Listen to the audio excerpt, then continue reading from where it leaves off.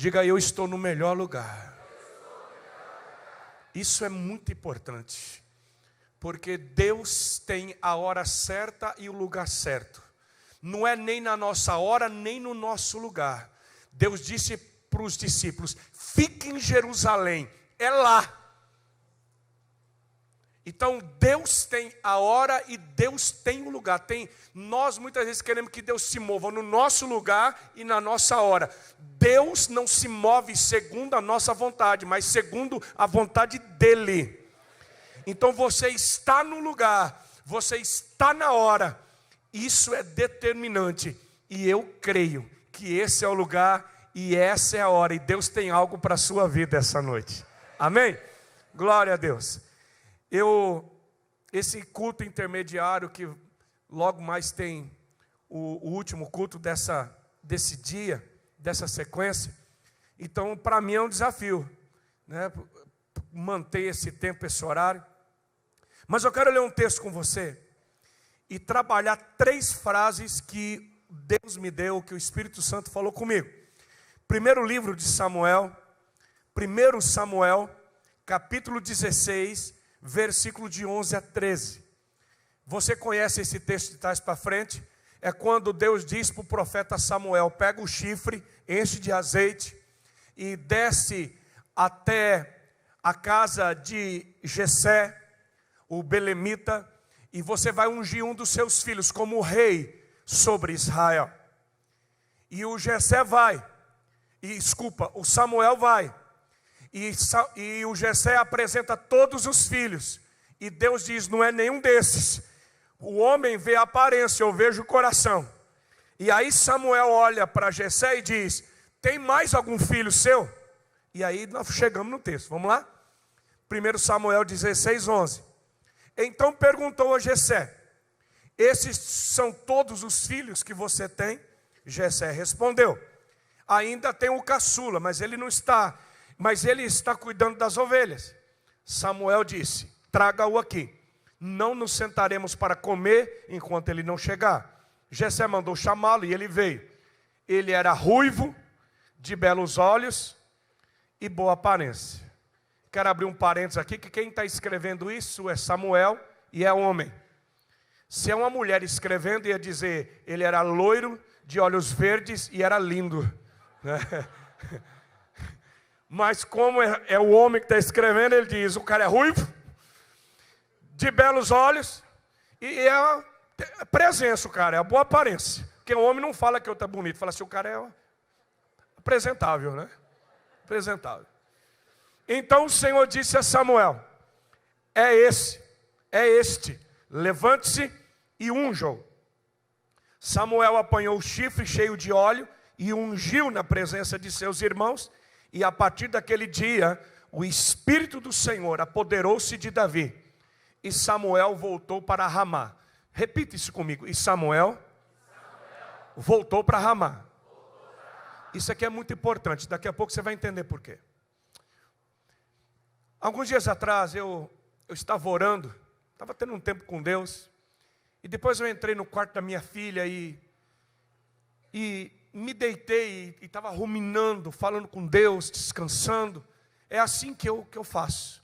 Eu oro, eu leio e eu paro. E quando eu estava no quarto da minha filha, o Espírito Santo começou a falar comigo. E eu disse: espera um pouquinho, Espírito Santo. E eu corri para a sala, peguei o iPad e disse: eu preciso escrever isso aqui. Aí eu falei para minha esposa: meu bem, Deus está falando algo no meu coração, eu preciso escrever. E eu escrevi 3 frases, que são as 3 frases que eu vou trabalhar com vocês essa noite. Porque nós precisamos entender, é um tempo de alinhamento espiritual para a igreja. Nós precisamos entender a paternidade e o profético e a paternidade. Diga comigo: o profético e a paternidade. Nós vivemos dias em que nunca houve tanta profecia no Brasil.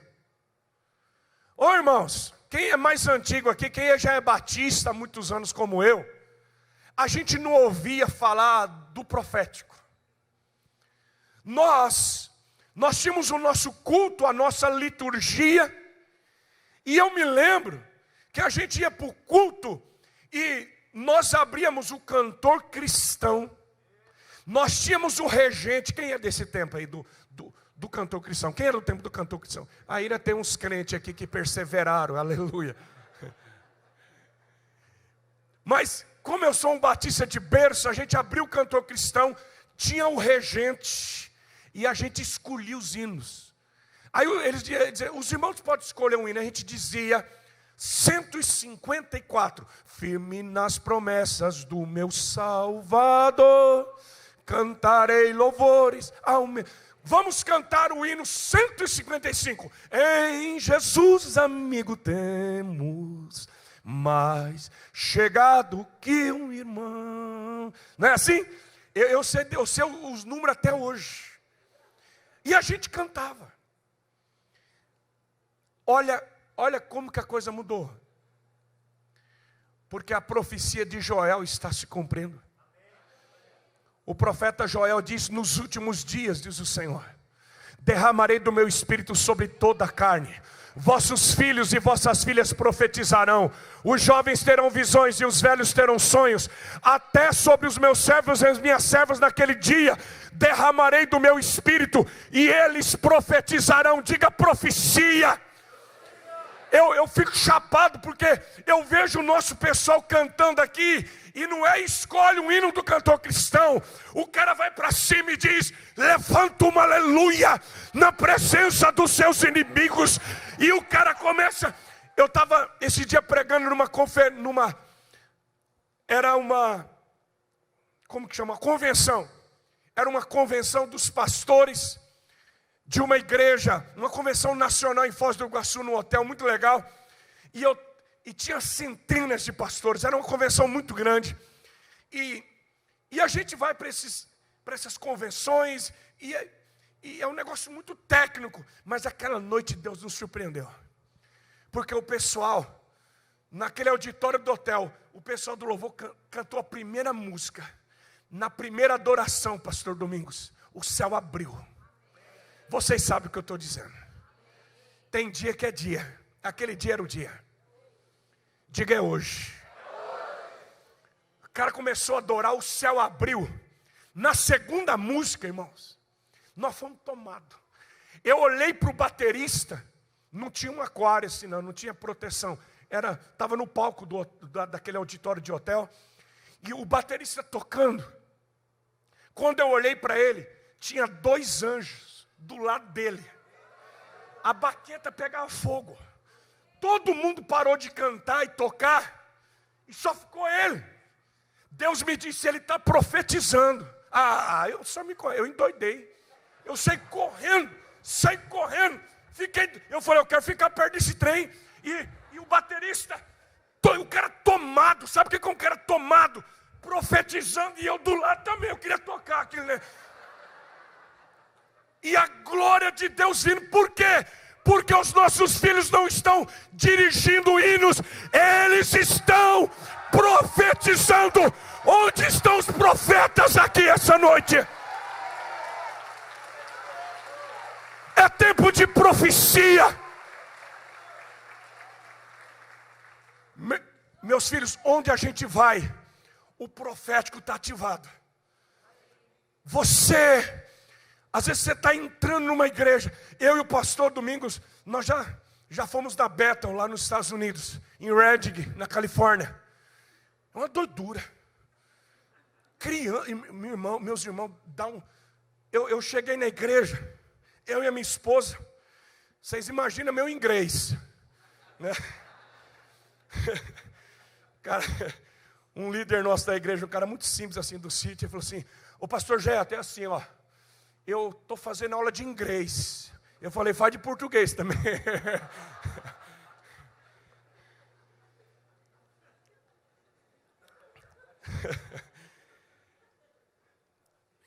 A gente estava na Bethel, em Redding, e um menino, dos 8, 9 anos de idade, chegou para mim e para minha esposa, o intérprete do lado.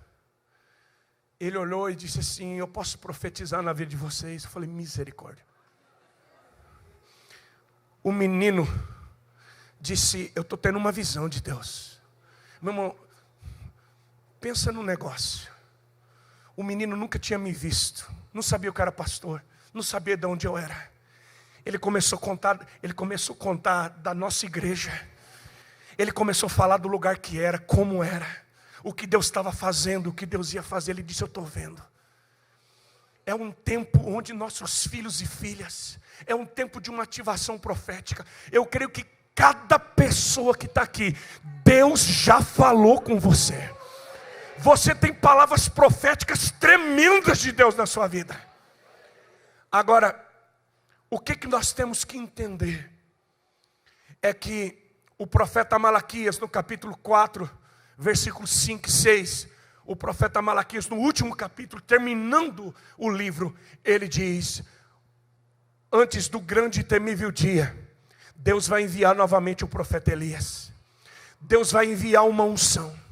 Está projetando aí? Vejam, eu enviarei a vocês o profeta Elias antes do grande e temível dia do Senhor. 6. Ele fará com que o coração dos pais se voltem para os seus filhos, e o coração dos filhos para os seus pais. Do contrário, eu virei e castigarei a terra com maldição. Isso não está falando apenas de uma paternidade biológica. O profeta Malaquias está dizendo que Deus vai mandar uma unção. É a unção de Elias, é uma unção profética. Diga glória a Deus. Mas essa unção, ela tem que fazer o coração dos filhos se voltar para os pais, e o coração dos pais se converter aos filhos. Senão, ao invés de bênção, vai ter maldição. É por isso que a minha palavra hoje é de alinhamento. Porque não está faltando para nós o profético. O que está faltando para nós é uma conversão de coração. Nós precisamos nos converter a uma paternidade. E a paternidade tem que se converter aos filhos. Vamos para o que Deus me disse. Deus me disse 3 frases. A primeira frase que eu ouvi de Deus foi assim: o profético revela o teu destino, mas a paternidade te leva até ele. Eu vou repetir. O profético aponta o teu destino, mas é a paternidade que te leva até ele. Nós lemos o texto do profeta Samuel profetizando sobre Davi e ungindo Davi. A Bíblia diz que o Espírito do Senhor se apoderou de Davi na presença dos seus irmãos, dos seus pais. O profeta Samuel diz: você vai ser rei sobre Israel. Davi ainda era um menino, era um adolescente. Você vai ser rei, você vai ser um grande líder. O que o profeta Samuel faz? Ele não pega Davi e diz assim: eu vou te levar comigo, porque eu sou profeta, eu vou preparar você. O profeta Samuel profetiza e faz o quê? E vai embora para Ramá. Por quê? Porque a função do profeta é profetizar, mas quem te prepara para viver a profecia é a paternidade. E é aqui que está o quê do queijo. Por quê? Porque muitos têm se perdido na caminhada. Porque a pessoa diz assim: não, Deus falou, está falado. Não, eu recebi uma profecia. Eu vou ser rei sobre Israel. Eu vou ser um pastor. Eu vou ser um líder. Não, Deus vai usar a minha vida. Entre a profecia e o cumprimento da profecia tem um caminho, e não é o profeta que te leva, é uma família, é uma paternidade.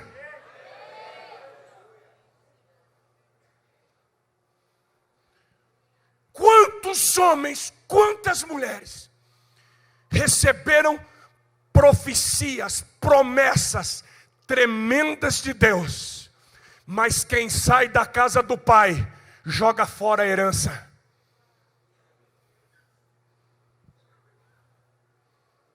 Quando eu estou falando de paternidade, irmãos, Eu estou falando de uma maternidade, de uma paternidade, eu estou falando de uma família. Quem preparou Davi? Quem enviou Davi? Foi o pai dele. Quem que enviou Davi para a batalha? Foi o pai. Quem que enviou Davi para levar pão para os seus irmãos? Foi o pai. Quem que enviou Davi para o palácio de Saul? Foi o pai. Não é o profeta que te envia, é a tua família, é a tua paternidade, é a tua igreja. Eu não esqueço nunca. Eu ainda era muito jovem. Esse dia eu estava me lembrando disso. Nós estávamos num retiro de jovens, no Mato Grosso do Sul, à beira de um riozinho assim, bem rasinho, mas de água transparente. Eu falo e é como se eu estivesse vendo. Não havia muito jovem, mas nós estávamos lá. Nesse tempo a nossa igreja tinha uma profetisa, uma das mulheres mais usadas por Deus que eu conheci na minha vida. É uma vidente de Deus. Nunca uma palavra dessa mulher caiu por terra. Deus a tomou muito cedo. O nome dela era Maria Macedo. A gente chamava ela de Maria Boca de Ouro, porque ela tinha os dentes de ouro assim na frente. Eu não esqueço essas coisas. E a gente estava naquele retiro. E a irmã Maria Macedo disse assim: Jetro, José Roberto, e chamou um terceiro rapaz, que eu não vou mencionar o nome. Nós estamos gravando. Eu era mais novo. Os dois eram praticamente da mesma idade, uns 5 anos mais velho do que eu. Nós ainda éramos muito jovens. E Deus tomou aquela mulher, ela disse assim: Deus unge vocês três como pastor sobre essa nação. Deus vai tirar vocês desse estado. Ela disse: Jetro, eu vejo você voando as nações. Você vai ser um pastor, você vai ser um pregador. Meu irmão, naquele tempo eu não conseguia fazer nenhuma oração, mas eu recebi aquela palavra. Olhou para o Zé Roberto e disse: você vai ser um pastor, Deus vai te dar uma grande igreja. Olhou para o terceiro e disse: Deus vai te levantar, você vai ser um grande pastor, você vai liderar o povo de Deus. E foi profetizando, e foi falando, dando detalhes, revelando o nosso futuro, revelando o nosso destino. Eu não esqueço nunca disso. Hoje, irmãos, eu estou aqui pregando para vocês. Esse pastor José Roberto é um pastor da nossa equipe, um pastor em Presidente Prudente, Igreja Batista Betel, que nós abrimos na garagem da casa dele. Hoje é uma grande igreja, uma igreja muito forte em Presidente Prudente, que nós começamos na garagem da casa dele. É um homem de muita influência. E aí você me pergunta: e o terceiro pastor? O terceiro chegou para o pastor e disse: é porque Deus disse que tem um chamado para mim, e eu vou agora para o seminário, meu pai tem dinheiro, tem condições. E o pastor disse: você ainda é muito novo, não vai agora, você ainda não está pronto, vamos trabalhar mais aqui, vamos ajudar mais aqui, na hora certa a igreja te envia. Não, eu só preciso de Deus. Já ouviu isso? Tem crente que não fala assim: meu negócio não é com homem, meu negócio é com Deus. Deus falou. Deixa eu te dizer, Deus pode ter falado, mas entre a profecia e o cumprimento dela, não, você nunca vai colher autoridade se você não plantar submissão. Você só planta o que você colhe. Você só colhe o que você planta. E o cara foi: pastor, eu tenho condições, eu vou. E ele foi. 1 ano de seminário, voltou. Primeira tacada, já engravidou a namorada. Largou da namorada, engravidou outra. Sabe o que esse cara é hoje? Não é crente, não é pastor, e vive na vergonha. Ué, Deus não falou? O profeta não profetizou. O problema não é a profecia. O problema não é a palavra profética, mas é o que você vai fazer com a palavra profética. Mais de 1 milhão de pessoas receberam a profecia. Vocês vão entrar numa terra. Eu estou dando para vocês uma terra que emana leite e mel. Vocês vão entrar na terra, vão conquistar a terra. Daquele mais de 1 milhão de pessoas, quantos viveram a profecia? 2.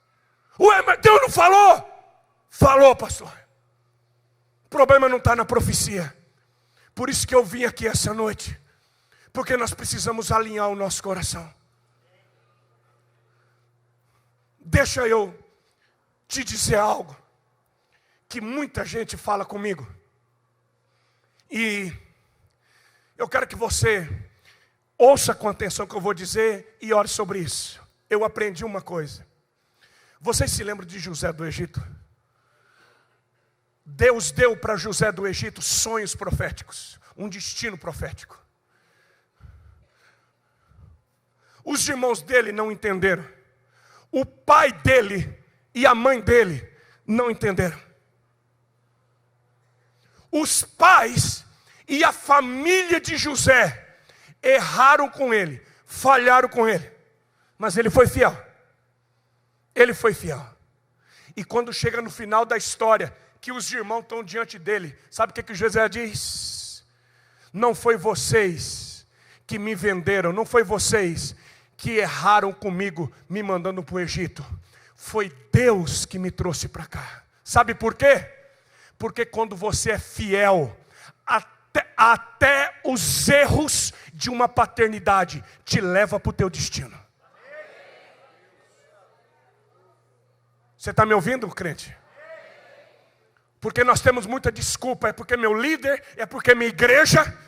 Quando você é fiel no pouco, quando Deus quer colocar Davi no trono, não tem Saul, não tem gigante, não tem leão e não tem urso que possa impedir o agir de Deus na sua vida.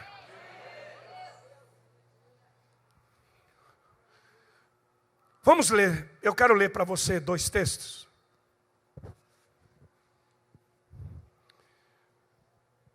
Todo o Antigo Testamento, toda a Bíblia aponta para Jesus. Todos os profetas anunciaram e profetizaram de alguma maneira sobre o Messias, sobre Jesus. O próprio Moisés profetizou sobre Jesus. E nós vemos no Novo Testamento, você vai ler muito nos Evangelhos para se cumprir a profecia. Para se cumprir a profecia, para se cumprir o que foi dito pelo profeta. Você vai ver muito isso. Nós vamos ler só 2. Mateus 2, 13 a 15, vai se cumprir a profecia do profeta Oséias. Mateus 2, 13 e 15, diz 13 a 15. Depois que partiram, um anjo do Senhor apareceu a José em sonho e lhe disse: levante-se, tome o menino e sua mãe e fuja para o Egito. Fique lá até que eu lhe diga, pois Herodes vai procurar um menino para matá-lo. Então ele se levantou, tomou o menino e sua mãe durante a noite e partiu para o Egito, onde ficou até a morte de Herodes. E assim se cumpriu o que o Senhor tinha dito pelo profeta, o Oséias: do Egito chamei o meu filho. Agora vamos ler Mateus 2, 23. Mateus 2, 23. E foi viver numa cidade chamada Nazaré. Assim cumpriu-se o que fora dito pelos profetas: ele será chamado Nazareno. Por favor, olha aqui para mim. Abre teu coração porque eu vou dizer. Havia um destino profético para Jesus. Antes de Jesus nascer, já havia sido determinado de forma profética os caminhos até onde ele ia morar, até para onde ele ia fugir. O que Deus faz? Deus pega o filho dele e Deus não entrega para um profeta. Deus entrega o filho dele para uma família. O único homem nessa terra que teve o privilégio de ser chamado de pai por Jesus foi José. Deus confiou o filho dele na mão de uma mãe e de um pai para se cumprir a profecia. Se Deus entregou o filho dele na mão de uma paternidade, para quê? Para levar para o Egito, para levar para Nazaré, para se cumprir a profecia. Porque quem te leva para o teu destino não é não é o profeta, não é o profético. Quem te leva para o teu destino é uma paternidade. O apóstolo Paulo, escrevendo ao filho dele Timóteo, 1 Timóteo capítulo 1, versículo 18 a 20, vamos ler rapidamente. Eu tenho mais 2 pontos. 1 Timóteo 1, 18 a 20.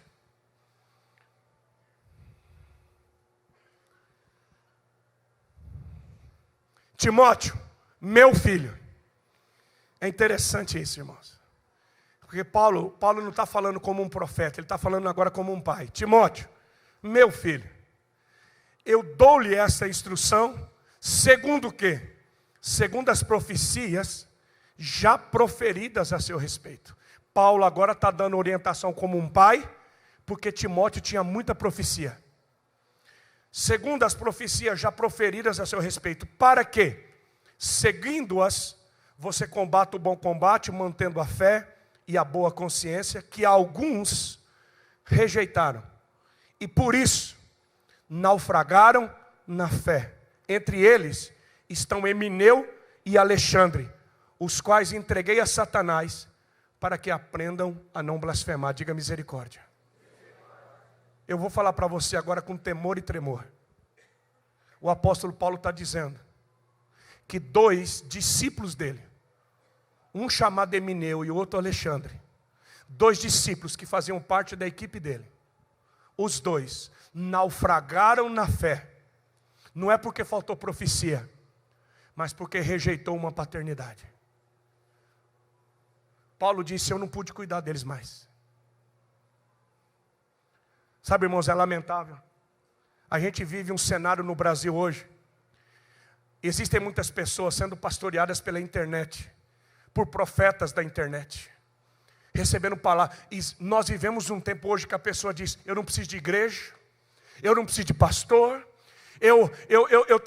olha, Deus falou comigo, eu tenho uma promessa de Deus. Você não vai viver a promessa e a profecia de Deus se você não tiver uma família, uma paternidade para conduzir você. Alguns anos atrás, um grande líder no Brasil, um jovem pastor, um camarada com promessa de Deus, ele viveu uma crise, um problema na equipe, na igreja dele. E eu amava demais esse cara. E eu peguei o meu carro, eu fui até lá. E eu sentei com ele e disse, cara, você é meu irmão. Eu amo você. Eu vim aqui porque eu amo você. Você não pode abrir mão. Você não pode abrir mão das promessas de Deus. Eu sou testemunha. Deus prometeu para você 30 mil jovens na cidade que você pastoreia. Deus tem uma promessa na sua vida. Ele olhou para mim e disse assim, e quem disse que eu preciso dessa igreja para viver essa promessa? Quem disse que eu preciso desse pastor para cumprir a promessa? O que Deus tem para mim, Ele vai fazer. Eu disse, não vai. Eu vim aqui para dizer para você que não vai. Porque se você abrir mão da tua família, se você abrir mão da tua paternidade, você está abrindo mão da promessa. Você não vai viver. E ele olhou para mim e disse, você está jogando praga? Eu disse, não, eu estou aqui porque eu te amo. O apóstolo Paulo está dizendo que muitos naufragaram na fé.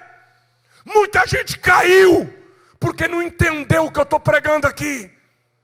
Sem uma família, sem uma igreja, sem uma paternidade, sem uma direção, você não vai viver o teu destino profético. Se Jesus precisou você também precisa. Em segundo lugar, o profético aponta a sua posição, mas é o serviço que lhe confere autoridade. Eu repito, o profético aponta a sua posição, mas é o serviço que lhe confere autoridade. Meu irmão, ninguém pode dar autoridade para você. Autoridade não se transfere, autoridade se conquista. E só o trabalho, só o serviço confere autoridade a alguém. O profeta disse para Davi: você vai ser rei sobre Israel. Deus está te ungindo rei sobre essa nação. Para onde que Davi vai? Ele arruma a mala e diz: eu vou para o palácio, eu vou ser rei, eu vou passar o rodo no Saul. E ele vai: não. Para onde que Davi vai? Ele vai para trás das malhadas. Ele vai cuidar de ovelha. Porque entre a posição e a autoridade dessa posição tem muito trabalho. E aí é que entra as dificuldades. Porque tem gente, existem muitas pessoas que estão dispostas a ter o título, mas não estão dispostas a trabalhar para ter a autoridade do título. Você pode ter um diploma, mas não ter a autoridade do diploma. Você pode ter a unção de uma... Davi foi ungido rei, mas ele não tinha autoridade de rei. Porque a autoridade é conquistada. Ele vai enfrentar o urso, ele vai enfrentar o leão, ele vai enfrentar o gigante, ele vai enfrentar a batalha. E antes de ser rei, ele já tinha autoridade de rei. Porque Israel cantava: Saul matou 1000, mas Davi matou 10.000. Ele conquistou a autoridade com trabalho. O pai olha para ele e diz assim: vai levar pão e queijo para os seus irmãos. Era mineiro. Vai levar uns queijinhos para o seu irmão. Para o general lá, para os capitão. Não, pensa comigo. Ô Davi, pega os pães, pega os queijos, vai lá levar para os seus irmãos e traz notícia para mim como é que eles estão. Davi podia olhar e dizer: quem que o senhor está pensando que eu sou? Eu sou moleque de recado aqui. Você está me mandando liderar célula? Eu sou pastor nesse trem aqui, rapaz. Você está me mandando levar pão para irmão? Eu vou ser rei. Eu sou rei nesse negócio aqui. Quem não está disposto a servir, não serve para nada. Quem não está disposto a servir pão para os irmãos, não serve para sentar no trono e não tem autoridade para nada. Davi tinha unção de rei, mas ele tinha humildade de levar pão para os irmãos na batalha. Eu estou falando de trabalho, irmãos. Eu vou te dar um último texto nesse ponto. Tem muita coisa, mas senão eu não consigo terminar. 2 Reis 13, de 14 a 21. Segundo livro dos Reis, 13, 14 a 21. Deixa eu pintar a tela para você entender. O profeta Eliseu já está velho, doente, está na cama, e o rei Jeoás, que é rei de Israel, ele está sendo atacado pelos arameus, que eram os sírios. Os sírios, eles perseguiam, estavam destruindo Israel. E o rei Jeoás vai atrás de Eliseu, pedindo uma direção de Deus, porque ele não consegue enfrentar os sírios, que também eram chamados de arameus. Vamos ler o texto. Ora, Eliseu estava sofrendo da doença da qual morreria. Então Jeoás, rei de Israel, foi visitá-lo e curvado sobre ele chorou, gritando: meu pai, tu és como os carros e os cavaleiros de Israel. E Eliseu lhe disse: traga um arco e algumas flechas. E ele assim fez. Pegue o arco com as suas mãos, disse ao rei de Israel. Então pegou. Quando pegou, Eliseu pôs as suas mãos sobre as mãos do rei e lhe disse: abra a janela que dá para o leste e atire. O rei o fez. E Eliseu declarou: esta é a flecha da vitória do Senhor, a flecha da vitória sobre a Síria. Você destruirá totalmente. Diga comigo, totalmente. Não, fala que nem crente, diga totalmente. Olha que interessante, olha a profecia. Você vai destruir completamente, totalmente os arameus em Afec. Em seguida, Eliseu mandou o rei pegar as flechas e golpear o chão. Ele golpeou o chão 3 vezes e parou. O homem de Deus ficou irado com ele e disse: você deveria ter golpeado o chão 5 ou 6 vezes. Assim iria derrotar a Síria e a destruiria completamente. Mas agora você a vencerá somente 3 vezes. Então Eliseu morreu e foi sepultado. Diga misericórdia. Meus filhos, o profético abre uma janela para você. Isso é muito legal. O profeta Eliseu está doente, mas ele é um profeta. Ele disse assim para o rei Jeoás: abre a janela e pega o arco. O profético tem a capacidade, o profético tem o dom de abrir uma janela para o teu futuro. Para o teu futuro. Então, o profeta Eliseu disse para Jeoás: você vai destruir completamente os arameus em Afec. Essa é a flecha da vitória. Olha a profecia, você vai acabar com os seus inimigos. Essa foi a janela que foi aberta para o futuro. Aí o profeta Eliseu diz assim: pega o arco agora e fere a terra. O rei pega e 1, 2, 3 e para. Aí o profeta Eliseu, pastor Domingos, ele fica irado. Ele diz assim: pelo amor de Deus, seu cabeçudo, por que você feriu só 3 vezes? Por que você não feriu 5, 6 vezes? Por que você parou? Agora a profecia não vai se cumprir. A culpa é de Deus? Não. A profecia foi dita, mas entre o cumprimento da profecia e a profecia tem muito trabalho. Você tem que ferir a terra. E alguns param no meio do caminho, pastor. O cara, 1, 2, 3. E aí? Não, para mim já chega, tá bom. Não tá bom não. É por isso que muitos não têm vivido a profecia recebida. A janela que abriu, foi Deus que abriu. Mas para você viver a vitória completa, você tem que decidir ir até o fim. A unção profética, ela lhe dá poder, mas é o seu trabalho que lhe confere autoridade, o teu esforço.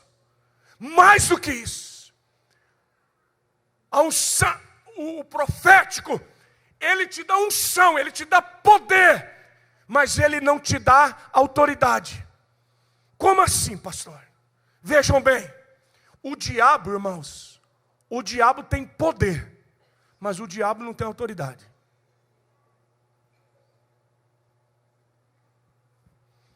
O diabo tem poder, mas o diabo não tem autoridade. Quando é que Jesus diz: toda autoridade me foi dada no céu, na terra e debaixo da terra? Ele só diz isso depois que ele ressuscitou. Por que Jesus só diz: toda autoridade me foi dada no céu, na terra e debaixo da terra?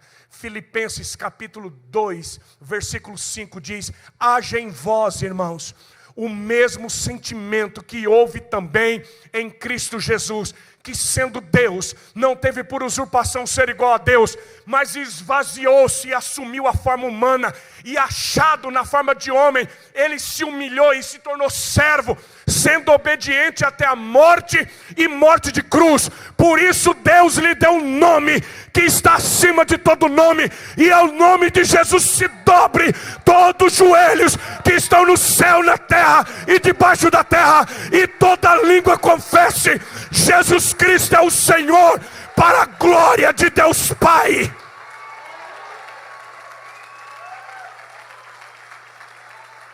Sabe como que Jesus conquistou a autoridade?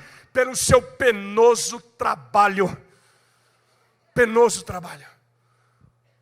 O diabo não tem autoridade, porque o diabo não se submete a ninguém.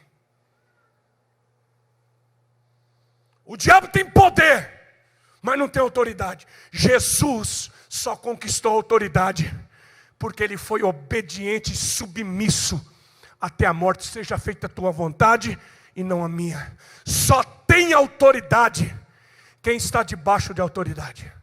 Eu vou mais longe hoje. Tem muita coisa para falar, mas vou mais longe.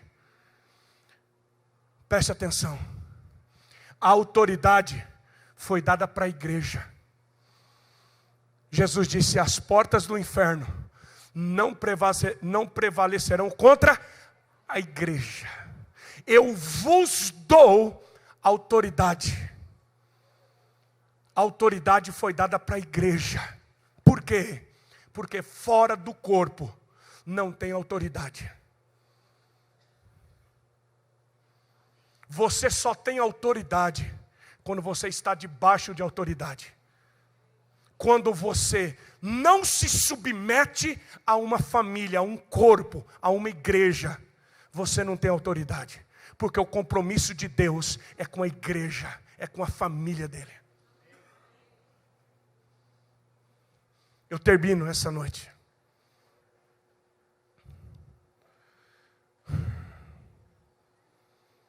Em último lugar,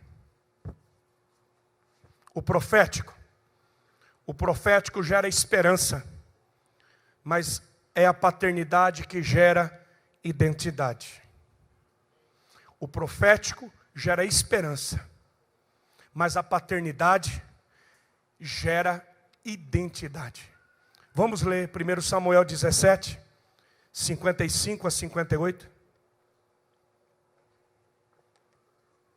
1 Samuel 17, 55 a 58 diz: quando Saul viu Davi avançando para enfrentar o filisteu, perguntou a Abner, o comandante do exército: Abner, quem é o pai daquele rapaz? Abner respondeu: juro por tua vida, ó rei, que não sei. O rei ordenou-lhe: descubra quem é o pai dele. Logo que Davi voltou, depois de ter matado o filisteu, o gigante, Abner levou perante Saul. Davi ainda segurava a cabeçona de Golias.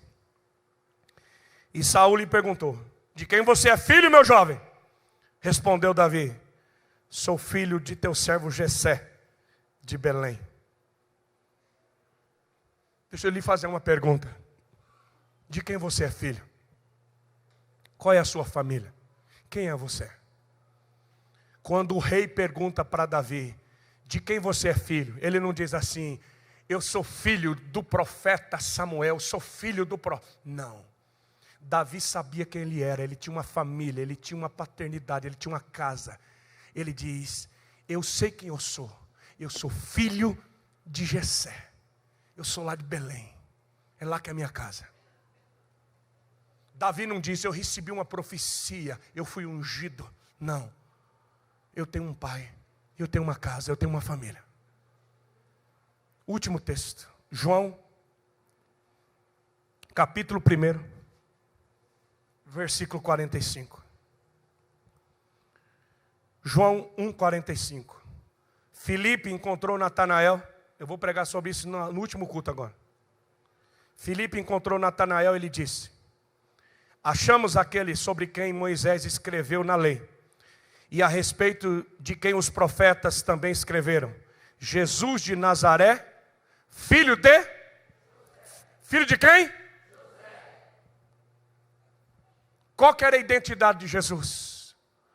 Esse é o Jesus. Nós encontramos o Messias, nós encontramos Jesus. Ele é filho do carpinteiro. Ele é filho de José. Olha aqui para mim. Quem deu identidade para Jesus nessa terra foi José, foi um pai. Sobe um parênteses aqui. Deus não escolheu Maria, Deus escolheu José. Pastor, não fala isso não. É lógico que eu falo. Maria só veio de tabela por causa de José.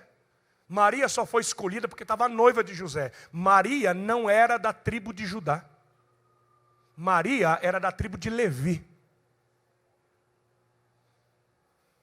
A profecia sobre Jesus é que Jesus seria filho de Davi.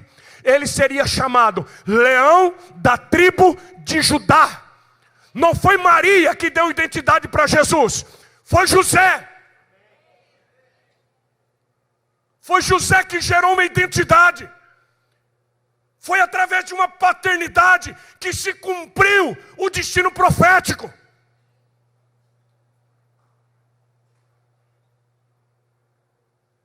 E nós vivemos um tempo em que cada dia que passa, o diabo quer destruir o nosso sentimento de família, de paternidade.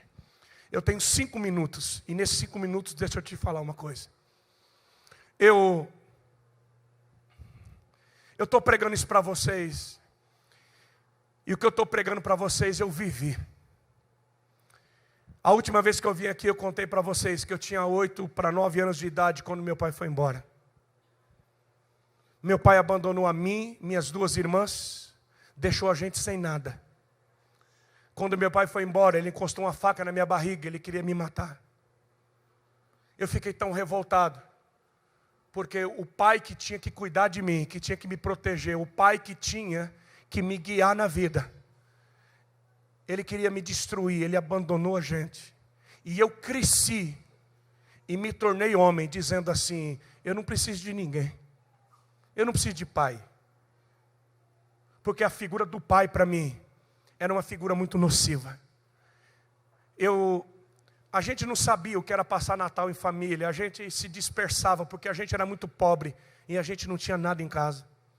Então esse valor de família, esse valor de pai, isso foi algo destruído dentro de mim. Eu pensei assim, eu tenho que viver, eu tenho que vencer, eu tenho que conquistar.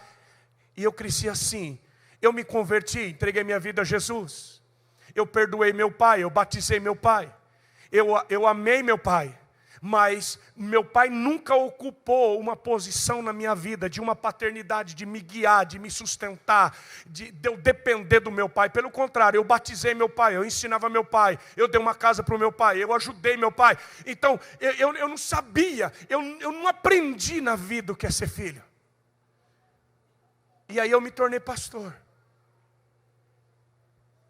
E as pessoas da igreja, pastor Domingos, elas olhavam para mim e diziam, o senhor é meu pai. E eu olhava e as pessoas diziam, nós somos seus filhos, o senhor é o pai dessa igreja. E eu pensava comigo, eu não quero ser pai de ninguém não. Porque a gente só aprende a ser pai sendo filho. E eu nunca tinha sido filho de ninguém. E eu sei que muitos de vocês, irmãos, porque a gente sofreu na nossa família biológica, porque muitos aqui não tiveram um pai que foi supridor, que foi um cuidador, que protegeu. Muitos aqui, assim como eu, foram machucados pelo pai, traídos pelo pai, abandonados pelo pai. Ou às vezes o pai estava perto, mas o pai nunca cuidou. Muitos aqui sofreram decepções na família lá fora. E aí a gente chega dentro da igreja. E a gente chega aqui e a gente aprende assim, aqui é a família de Deus. Deus, nós somos filhos dele. E a igreja é uma grande família. A igreja não é um lugar para você frequentar. A igreja é uma família para você pertencer. E a gente diz, olha, isso é muito legal, mas eu não sei o que é isso. Porque a gente não quer ser filho de ninguém. E a gente não quer ser pai e mãe de ninguém. Porque a gente não aprendeu isso lá fora. E muitos de nós entramos dentro da igreja e a gente diz assim, olha, eu não quero cuidar de ninguém. Eu também não quero que ninguém se meta na minha vida. Eu quero servir a Deus aqui. Eu quero ser crente aqui, mas esse negócio de ser líder de célula, esse negócio de cuidar de pessoas, cada um, eu já tenho muito problema na minha vida. Olha, deixa eu cuidar da minha vida, porque a gente aprendeu assim. E mais do que isso, nós somos pastores. Pastor Domingos, a gente vai numa convenção de pastores batistas. Que pastor chama outro de pai? Não, vocês sabem o que eu estou falando. Vai numa convenção de pastor assembleiano. Que dia que você viu um pastor assembleiano chamando outro pastor de pai? E aí a gente tem que ser pai, mas a gente não é filho de ninguém. Só que tem uma coisa, uma hora essa corda quebra. Por quê, pastor? Porque você não vai viver o teu destino se uma paternidade não te levar até lá. É um princípio, irmãos. Em 2012, a minha corda quebrou. Eu já era pastor há muitos anos, a igreja bombando, o ministério indo muito bem. Mas eu olhei para minha esposa, eu olhei para os meus líderes e disse: eu não consigo mais. Pastor Jeto, Deus tem coisas grandes na sua vida. Eu sabia, eu tinha muita profecia, mas eu não aguentava mais. Eu precisava de alguém. Eu precisava de um pai que eu nunca tinha tido.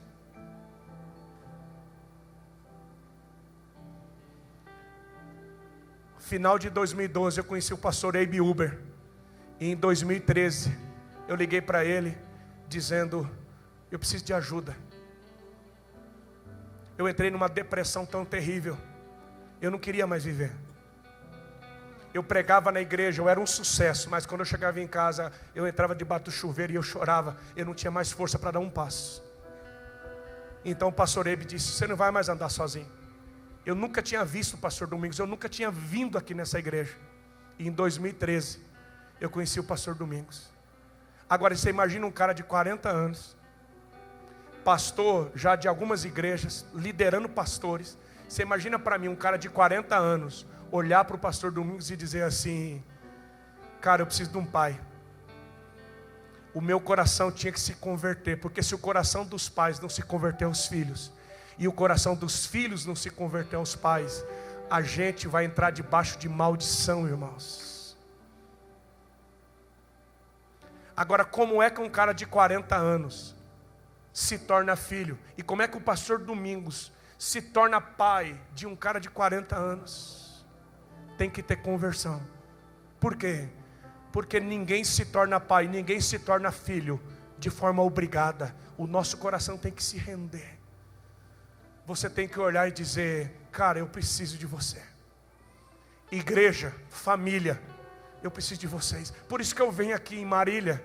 E a minha vontade é ficar aqui naquela porta e abraçar cada um de vocês. Sabe por quê? Eu olho para vocês, vocês são a minha família, vocês são meus irmãos. Eu não estaria aqui essa noite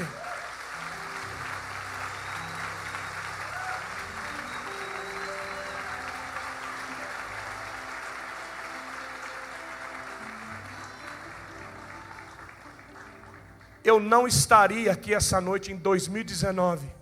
Eu não estaria viajando as nações da terra se uma paternidade não me enviasse para esse destino. Nós precisamos de uma igreja, irmãos. Por isso que você não pode deixar sua célula. Às vezes a gente diz: eu não vou mais na célula. É aquele líder. Não, deixa eu ficar. Você não vai conseguir sozinho, pelo amor de Deus. Você não vai conseguir. Você precisa de alguém que ore com você. Você precisa de alguém que segure na sua mão. Uma igreja desse tamanho não tem pastor que vai dar conta, não tem. A gente precisa de pessoas mais perto da gente.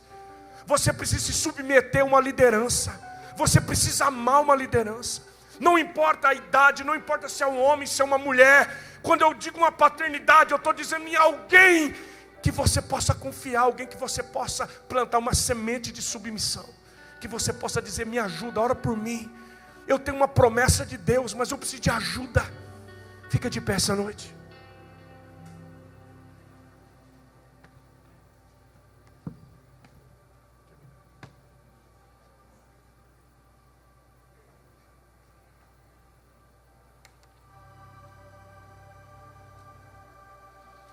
Você precisava estar aqui. Tem muita promessa de Deus sobre a sua vida. Existe um chamado profético na sua vida. E o diabo faz de tudo para o nosso coração se fechar, para a gente tentar caminhar sozinho. Quantas pessoas você conhece que foram embora e não chegaram em lugar nenhum, e nem vão chegar, porque quem sai da casa do pai joga fora a herança. Joga fora a herança. Eu queria orar por você. Eu queria os pastores comigo aqui em cima. Rapidamente, nós temos pouco tempo. E você que está aqui, eu quero liberar você para o teu destino. Nós pastores vamos orar agora e profetizar. Tem um destino profético para você. Tem um chamado de Deus para a sua vida. O Samuel profetizou, mas foi o Jessé que enviou. Nós vamos enviar você para o teu destino. Nós vamos orar agora e liberar você para viver o teu chamado. Talvez você veja aqui está cansado, cansada.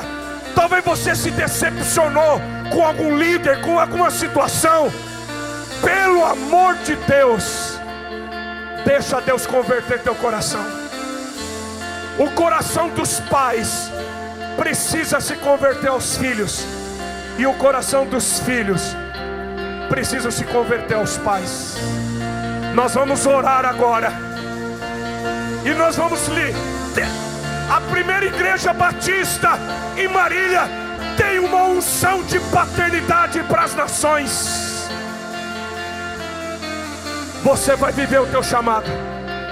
Você vai viver o teu destino. Nós vamos enviar você para aquilo que Deus tem. Ninguém aqui vai ficar para trás. Aleluia, aleluia.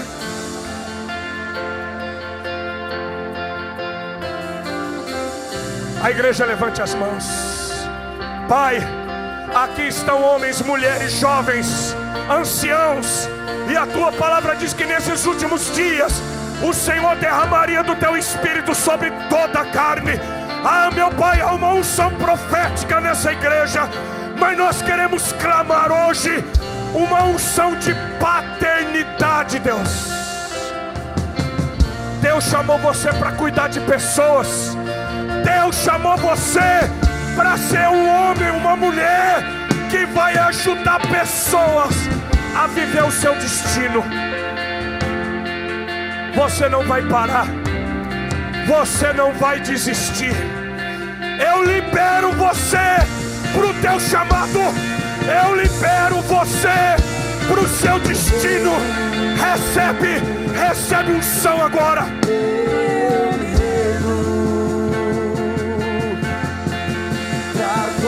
Conhecer-te mais, pra conhecer-te mais, eu me rendo,